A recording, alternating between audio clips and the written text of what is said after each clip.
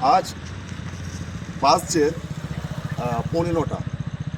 তো হঠাৎ করে আমি কাজের সূত্রে বাইরে ফেরার সময় দেখতে পেলাম দু ভাই রাতের অন্ধকারে হাঁটতে হাঁটতে রাস্তা দিয়ে পাড়ি দিচ্ছে।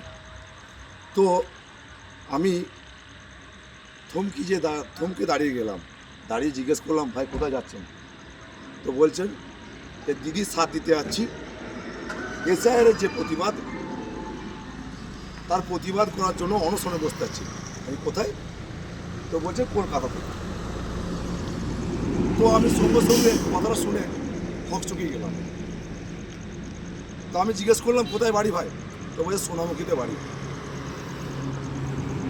আমি ধন্য এই মানুষগুলোর প্রতি, ধন্য এনার পরিবারের প্রতি, যে রাতের অন্ধকারে আমরা বাড়ির কাজকাম করার পর, অক্লান্ত পরিশ্রম করার পর বাড়ি ফিরে হয়তো একটু আরাম করার চেষ্টা করব, ওনারা আরামকে রাস্তার উপরে বিসর্জন দিয়ে মাথার ঘাম পায়ে ফেলে হাঁটতে হাঁটতে মানুষের স্বার্থে,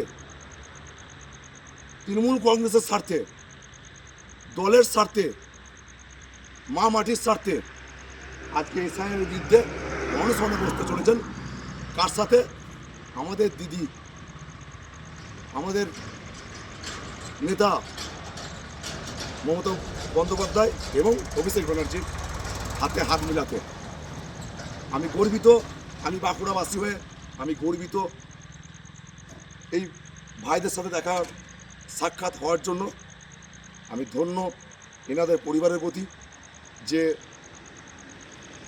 এই মানুষগুলো সবাই যখন নিজের স্বার্থে নিজের কাজের মধ্যে ব্যস্ত, নিজেরা নিজেদের স্বার্থে ছেড়ে দিয়ে মানুষের স্বার্থে আজকে প্রতিবাদের মুখ দেখানোর জন্য, প্রতিবাদ করার জন্য বাড়ি পরিবার ছেড়ে দিয়ে কলকাতার উদ্দেশ্যে পাড়ি দিয়েছে। তাই একটাই কথা বলবো, যে এরকম মানুষ আছে বলে দল আছে, আর সারা জীবন থাকবে। মা মাটি জিন্দাবাদ, তৃণমূল কংগ্রেস জিন্দাবাদ। এই দু ভাইকে আমার আন্তরিক মন থেকে শ্রদ্ধা। ভাই, তোমার নাম কি? নীলকান্ত খান্ডার। আপনার নাম কি? আমি খুশি ভাই আপনাদের দুজনের এই এই অসাহসিকতা, মানসিকতা স্যালুট। আর গর্বিত ভাই বাঁকুড়াবাসী হয়ে। ঠিক আছে, নমস্কার ভাই।